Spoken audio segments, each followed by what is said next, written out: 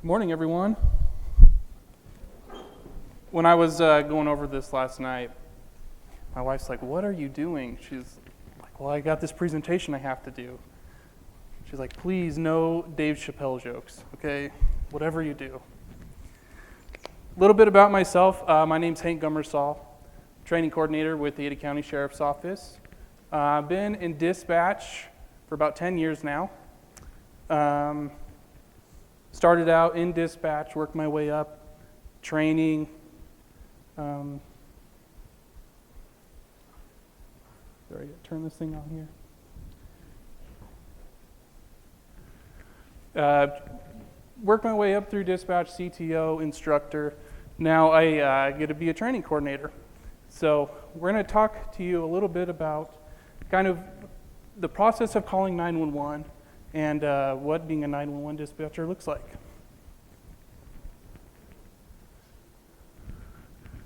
Oh, click the wrong thing.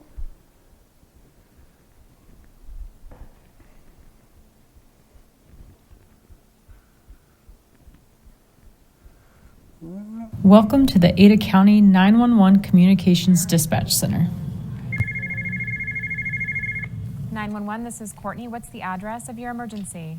Hi, I'm at Meridian in Amity. Okay, Meridian and Amity in Meridian, Idaho. What's going on there? I just saw a terrible car crash. Okay. All right, we're going to get help started to you, okay? Is anyone injured? Yeah, there's this girl, her air flags were deployed and she says her neck hurts really bad. Are you with the patient now? I am. Engine 36, Medic 34, injury accident, East Amity Road and South Meridian Road, map section Queen 12. Sheriff 7-1, your call for a 1050 PI, East Amity Road, South Meridian Road. 76. Okay, I am sending the paramedics to help you now. Stay on the line. I'll tell you exactly what to do next. Do not splint any injuries. For everyone's safety, tell any bystanders to stand well clear of approaching traffic, and if it's safe to do so, turn on flashing hazards for us. Okay, would you like me to stay on the line with you? No, I'm good, thank you. Okay, you did a great job. We're on our way. If someone is hurt or in danger, call 911. Here are 4 things to keep in mind. Stay calm and speak clearly. Being understood will get you help faster. We give instructions to keep people safe and to save lives. So it's very important to listen to those instructions because you could potentially save the life before first responders get there. Know where you are, whether it's an address, close landmark, or intersection. Don't hang up the phone. If you accidentally call in 911, then let us know you're okay. Or if you have an emergency and you can't talk, just stay on the line so that we can hear what's going on and don't hang up. Thank you for making Ada County a safer place to live, work, and play. So there you go. There's a kind of a brief, very high-level overview of from start to finish, kind of what that looks like, right? We take the 911 call. From there, we have to get the right people to the right place at the right time, right? So we dispatch for everybody within Ada County, with the exception of the state police. So that includes the city of Boise, Garden City, Eagle, Cuna, Star.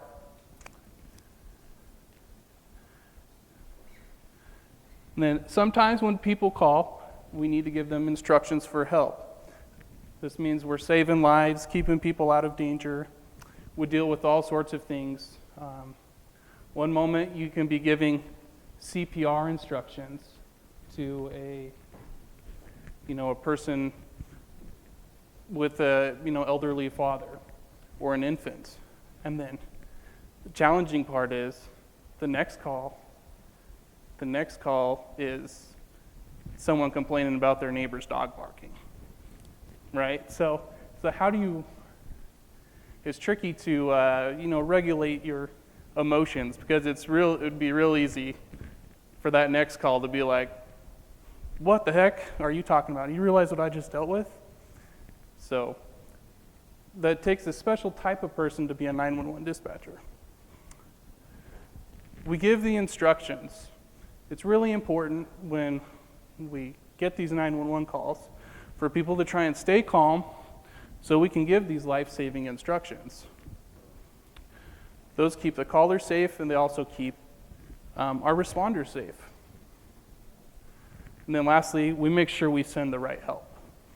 That goes hand in hand with giving the instructions. That allows us to know the correct people to send.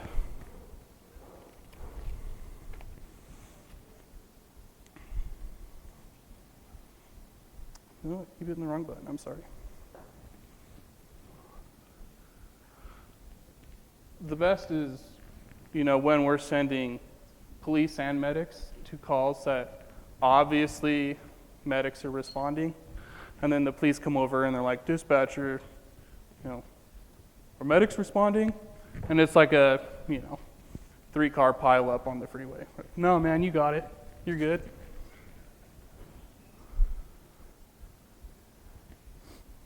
I touched on this briefly. So we dispatch for Ada County, Cuna City, City of Eagle, the City of Star, Boise Police, Garden City, and Meridian.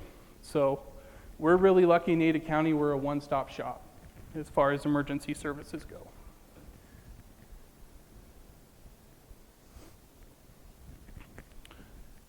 And then as far as fire, Boise Fire, Meridian Fire, Star Fire, Cuna Fire, and those dreamy Eagle firefighters.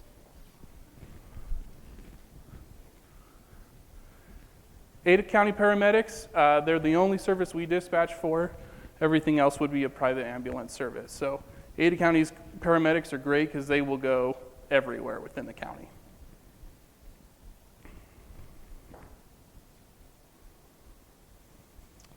So a little bit about the history of 911. 911 started in Alabama in 1968, and it's only been in Ada County since 1980.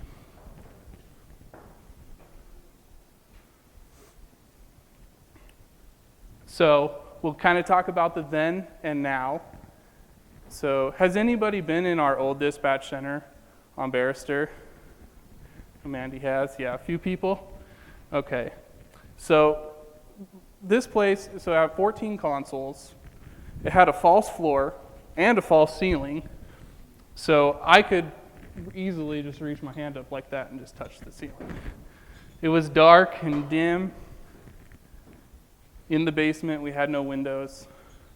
We did have one window. If you see, you see where it says D12 on the wall, just to the left, there's a window there that goes out to a hallway.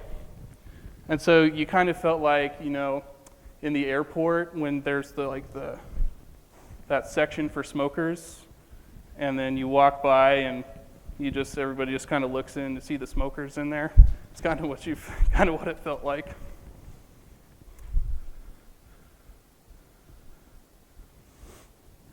And then we moved into our palace.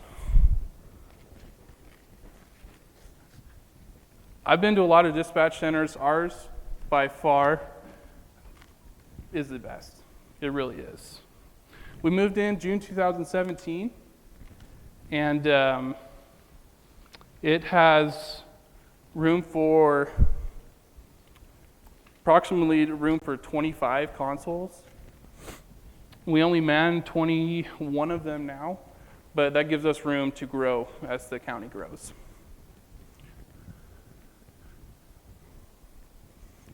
Now, as you can see, like that picture on the bottom left, that's Paul. You can see that we use many, many screens, right? You sit down there and people go down there and you feel like you're at mission control or something. You're about to launch off one of Elon Musk's rockets or something. So we have a lot of information coming in. And the simple reason we have that many screens is we have a lot of stuff we have to look at simultaneously. So kind of the way it works is those 3 screens that are right there in front of Paul, those are our main CAD system. So that's where we're doing our dispatching and the bulk of our work, right? Right above Paul's head, that screen that looks orange, that's the map. Those two screens on to the left are our radio screens. That's how we control which radios we click back and forth on. And then the two screens on the right is our phone system.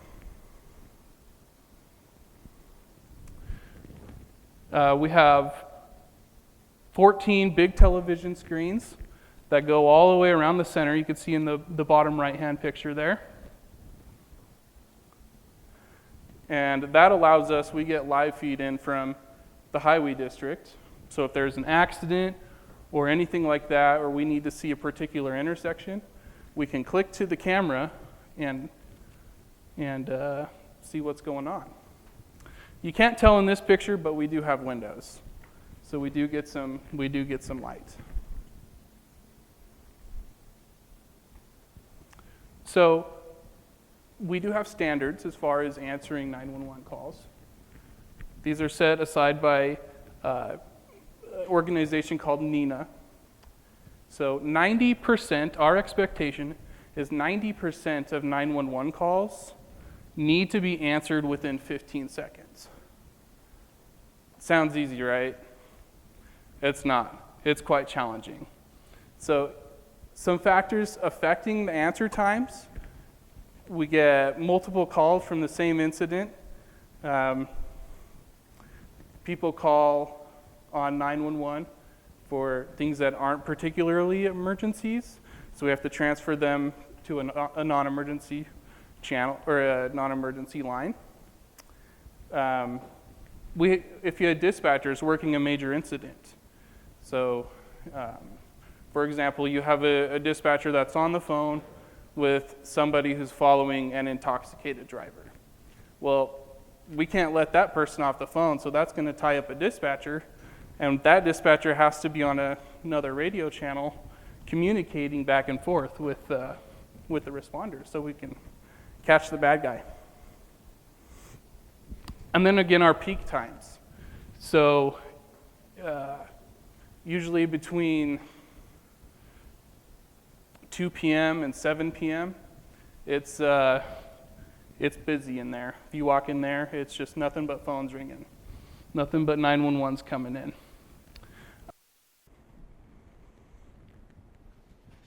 The most common type of call, you probably would never guess it. You'd think it would be a dog barking, car accident. The most common type of call is the call where we don't actually speak to anybody. We call these 911 hang-ups, or 911 missed dials. Pocket dials. Now, if you dial 911 on accident, you look down, you go, oh crap, I've called 911. What's your natural, what do you want to do? Be honest. You want to hang up, right? I'm going to be honest, I've accidentally called 911 from the 911 center at work and said, oh crap, I hang up the phone. I broke the cardinal rule, right? So 911 hang-ups take about 10% of our time. If you think about that, we work 10-hour shifts. That's 1 hour a day per dispatcher that we're following up on 911 hang-ups. 911, what's the address of your emergency?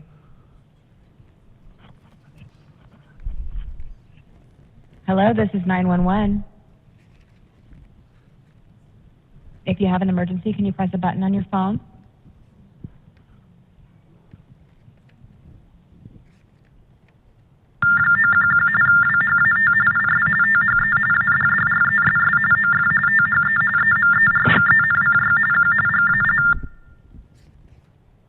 (911)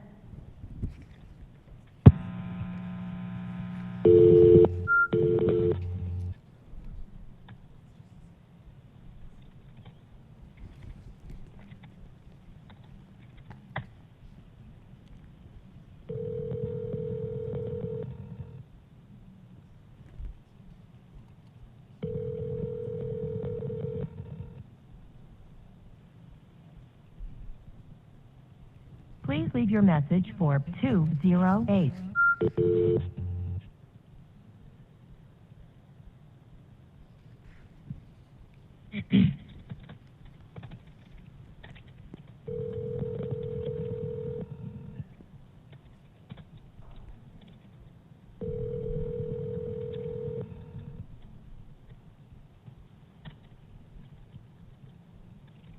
leave your message for 2.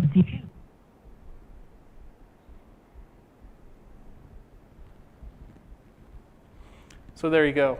You can see how much time on just one 911 hang-up that it takes a dispatcher, and the amount of resources, and the world doesn't stop when we're doing this, so you're also receiving lots of other calls that are coming in, which is delaying response for other people who need to answer 911. So what do we do? We can't just go, Ariana Grande and just be like, thank you, next, right? And move on. We have to assume that somebody needs help. So we have a few different programs. We have a program called Rapid SOS that we use. And when you dial into 911, it uses your cell tower location and your GPS location, and it's able to triangulate exactly where you're at. Now, it doesn't work all the time.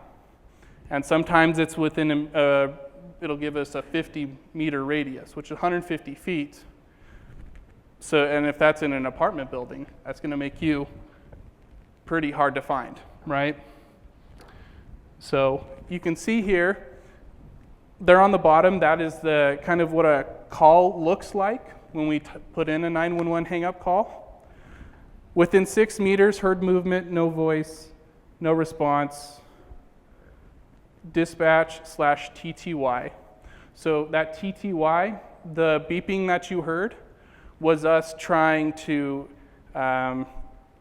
connect with the person in the event that they were hearing impaired and using a TTY machine.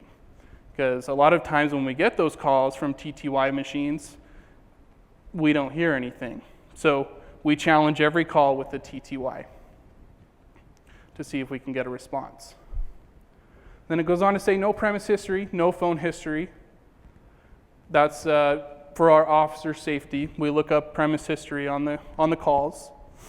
And then no answer ×2, that she tried to call back 2 times. The officer took the call, said he'll advise on assist. He got there, they got a new phone, called on accident. And then they cleared.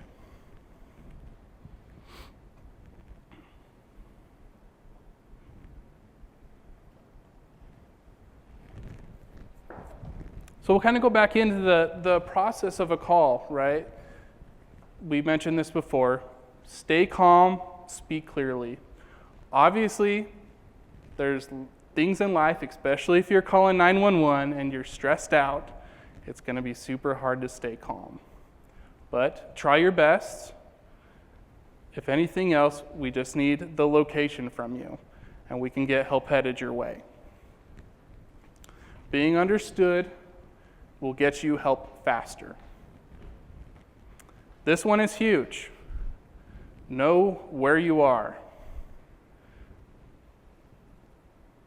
Before I started dispatching, I would totally be guilty of this. Has anybody traveled down the freeway?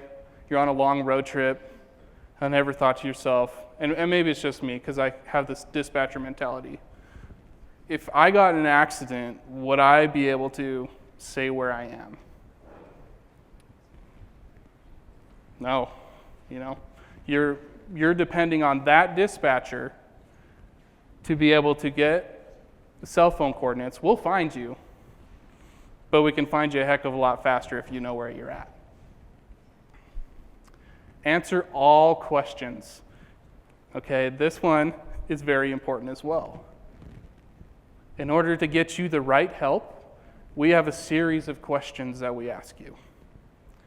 For example, if it's a police-related call, we're going to ask you all sorts of questions about drugs, weapons, pets, all this important stuff that our responders need to know to keep them safe, to keep you safe, and so they know kind of what they're getting themselves into. Now, for medical calls, we have a program called ProQA, and it guides us through a series of questions that helps us send the appropriate medical response, right? A stubbed toe is going to get a different response than a childbirth, right? And we need to know how to give those life-saving instructions, like a childbirth. ProQA is the program that helps us do that. And there's about a protocol for almost everything you can think of.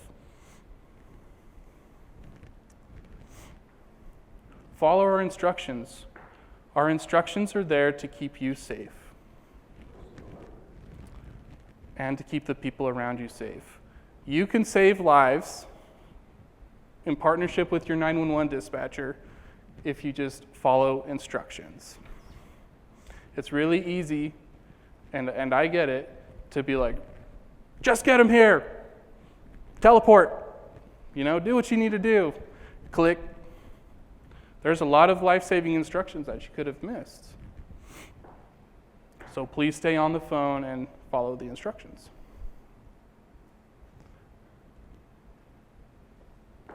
Don't hang up.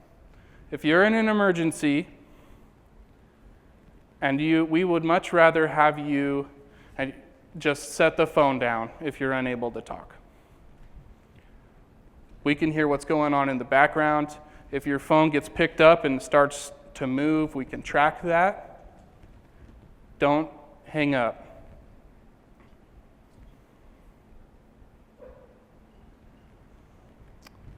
This one seemed obvious, right? But people still seem to have a hard time with it.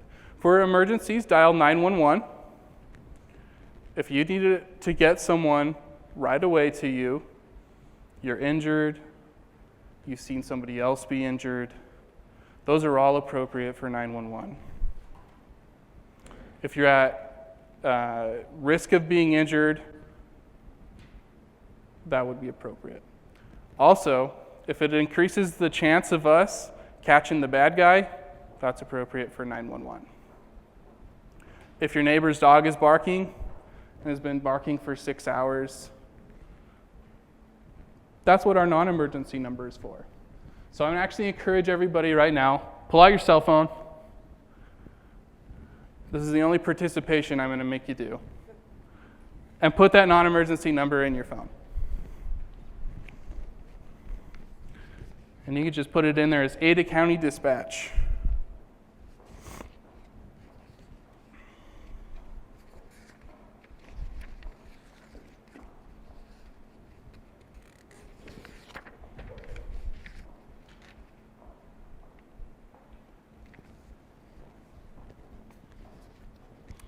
Oh, and in case you were wondering, that 911 hang-up call that we listened to was an elderly lady that got a new Apple Watch. Yeah. Had to leave you with some closure on that, so.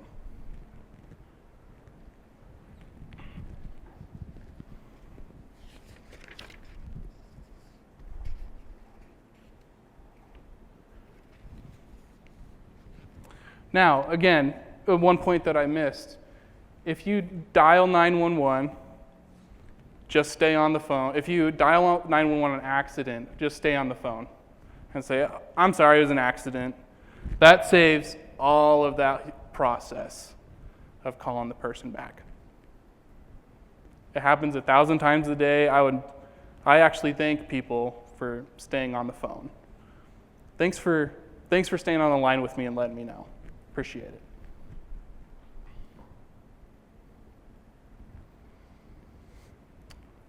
Okay, so now we'll talk about kind of how we work with people who English isn't their first language, they're not completely English proficient, or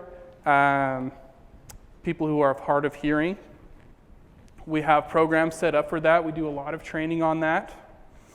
In fact, we just had Jessica here yesterday in dispatch block training talking about how we can work with interpreters and some skills as far as that. So we do ongoing training as far as that in dispatch. So we have a system called Language Line Solutions. If you are not proficient in English, if you can at least tell us the language you speak and the word interpreter, or even just the language you speak, that's good enough to get us an interpreter on the line and get help started towards you.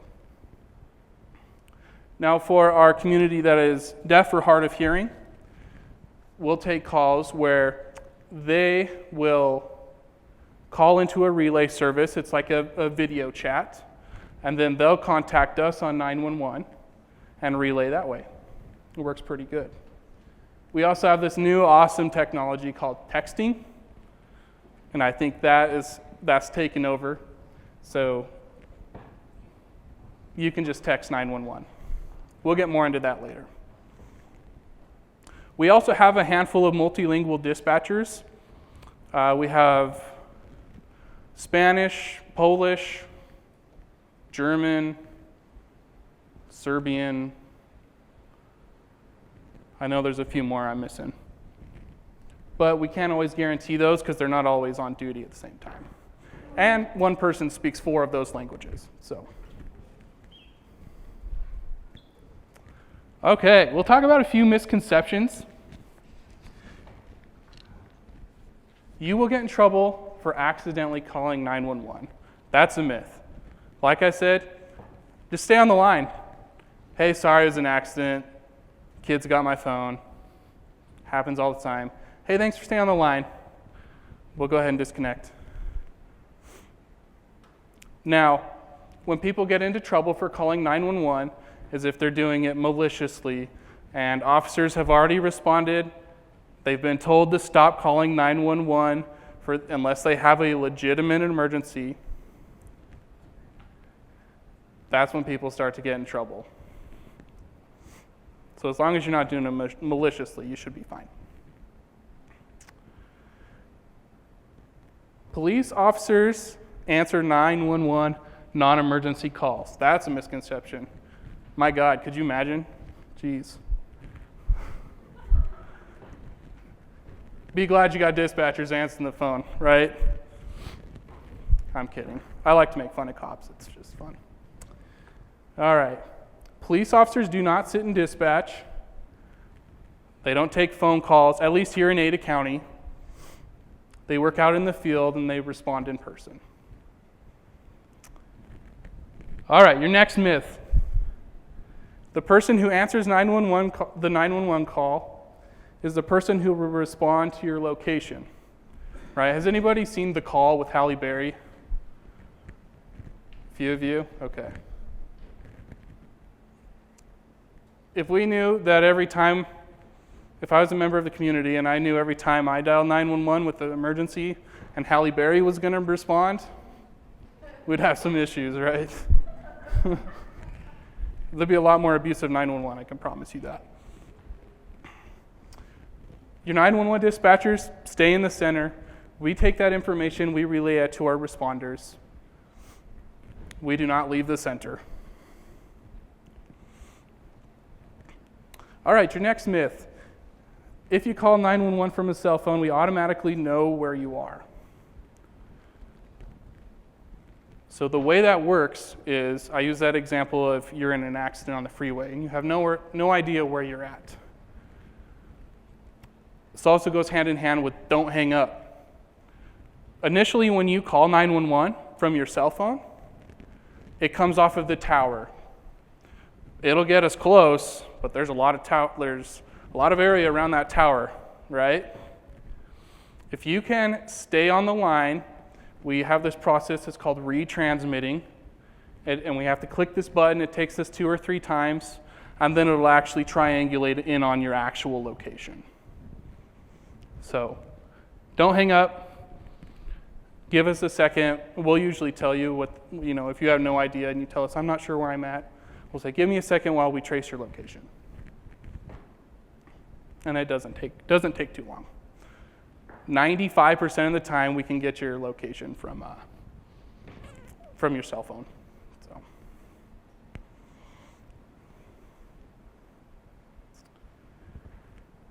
Okay, the next one, this is a big one. The only way to reach dispatch is 911. We get a lot of calls where it's, hey dispatch, I know this is an emergency, or I didn't have the non-emergency number. Can you transfer me? That's not how it works. If it's a non-emergency issue, you can call that non-emergency number. Now, typically in that situation, we would figure out what you're reporting, because it also goes in the reverse, right? People will think that something's not an emergency, and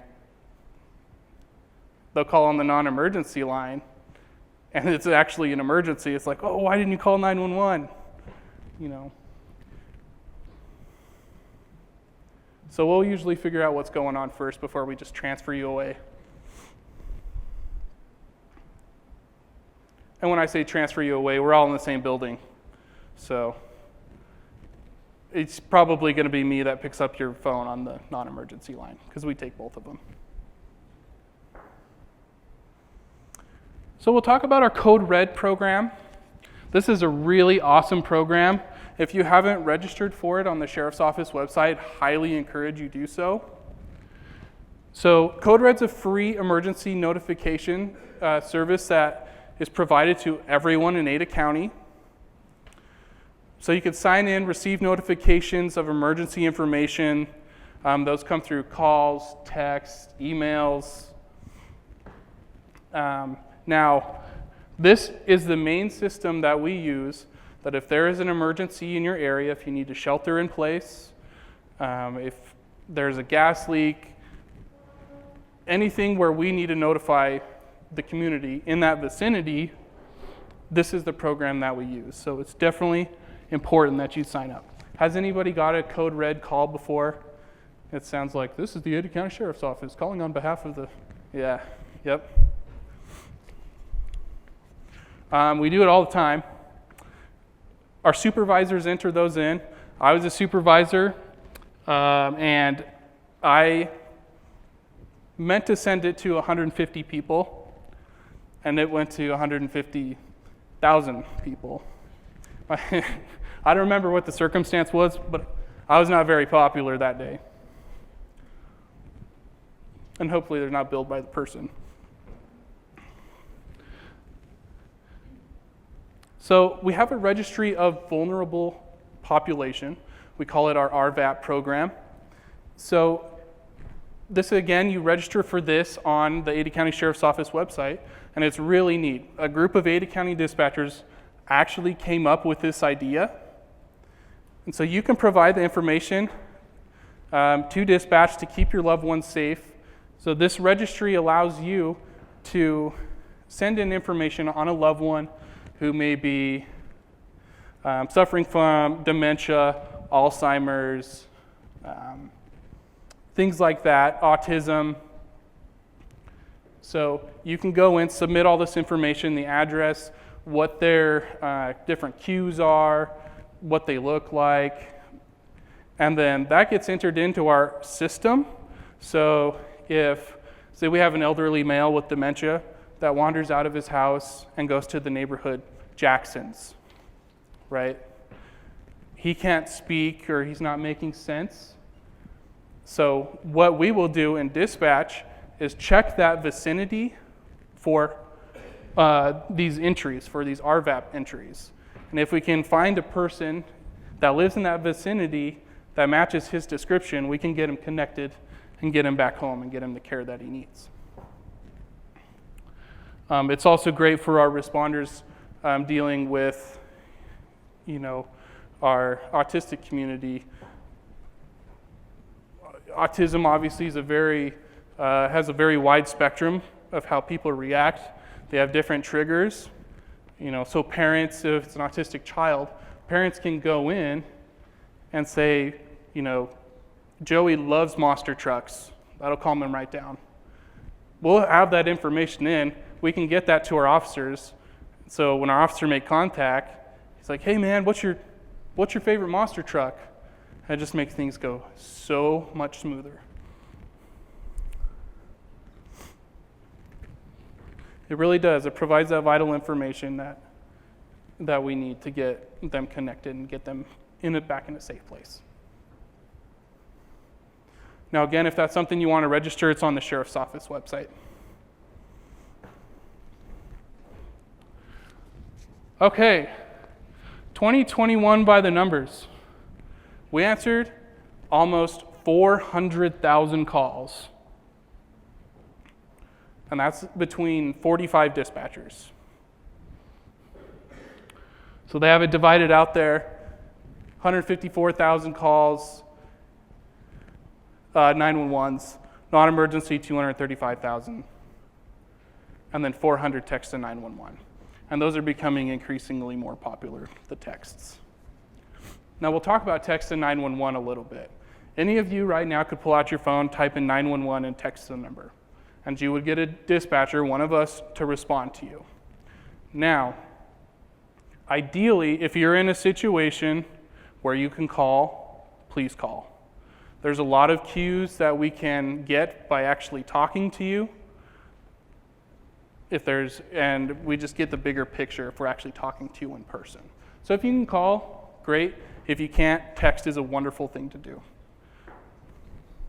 if you're in a place where you can't speak.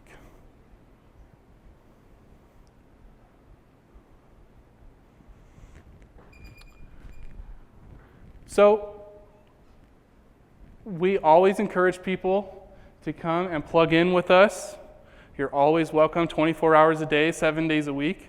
You can come sit with the dispatcher, listen to calls.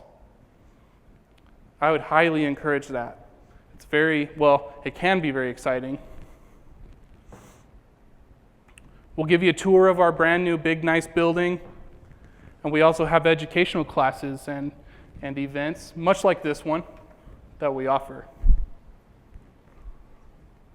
I can leave you guys my information if you would like. Feel free to email me or call me.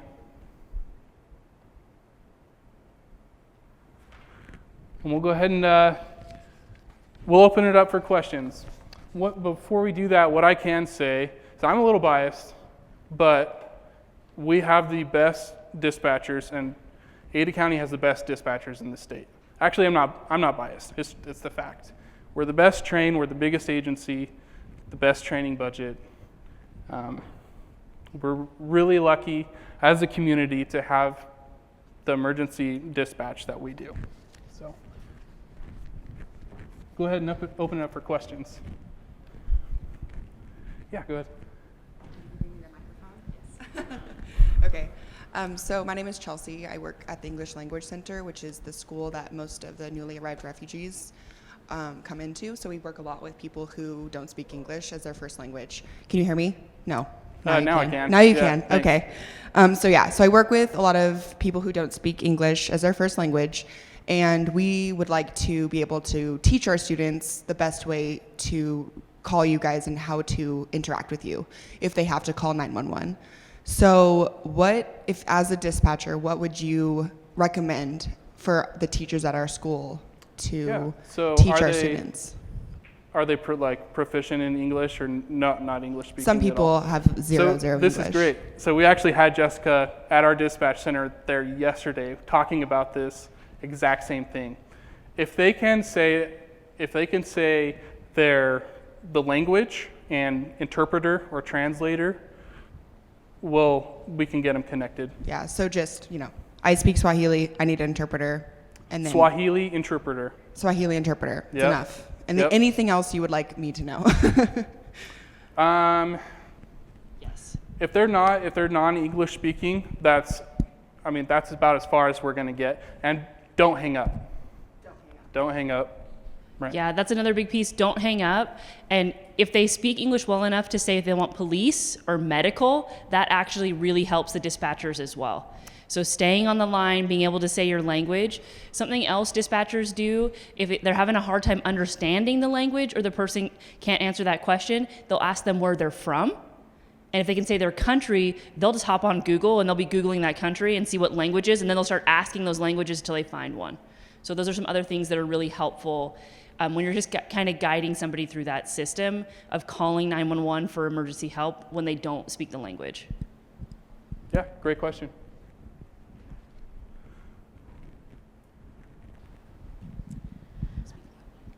Okay.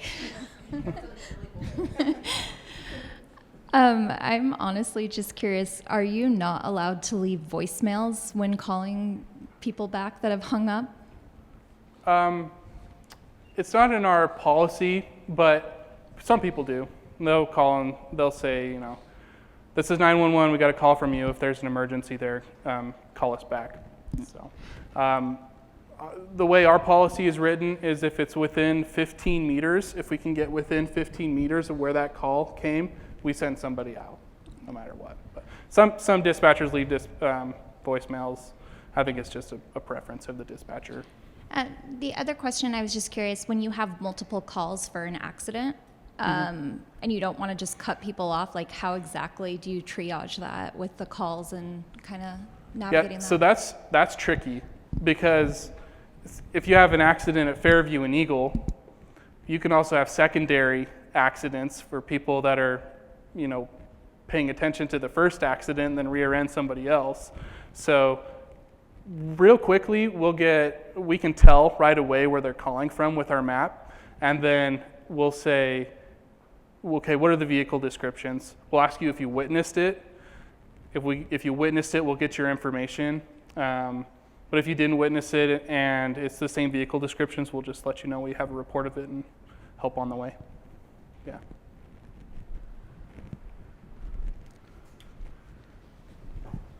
What's the age group of people who can volunteer to go listen in on the 911 calls? Anyone. Yep, anyone.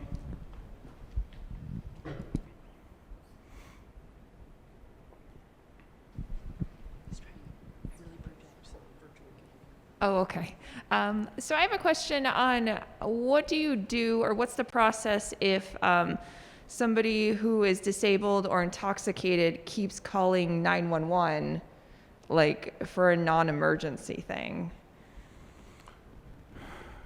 We'll keep entering calls, and then we'll let our police officers handle it accordingly.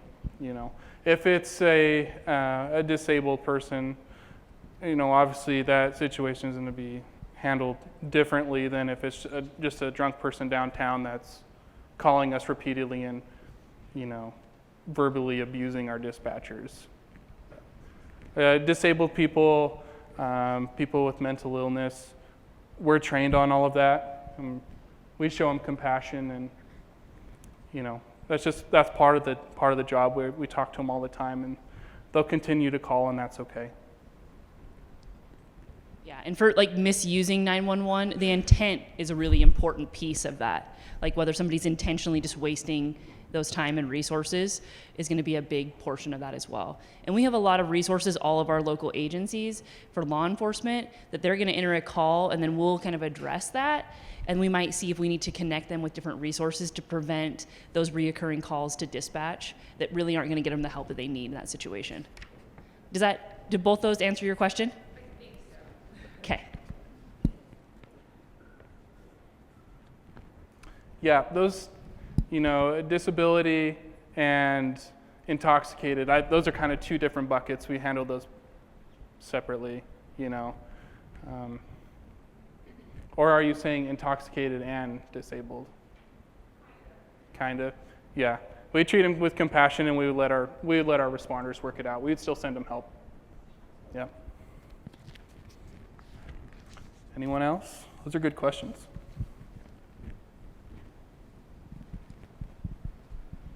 Ask lots of questions. I got to fill my time.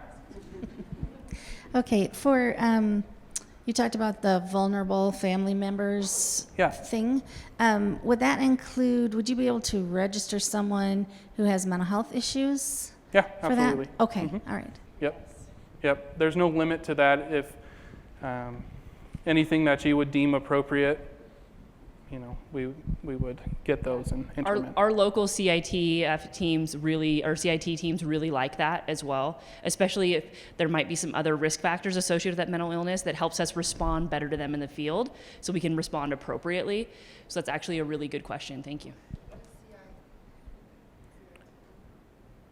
Crisis intervention team.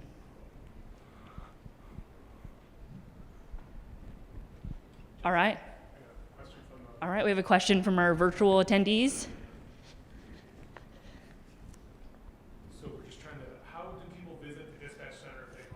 So how do people sign up to visit the dispatch center if that's something they'd like to do?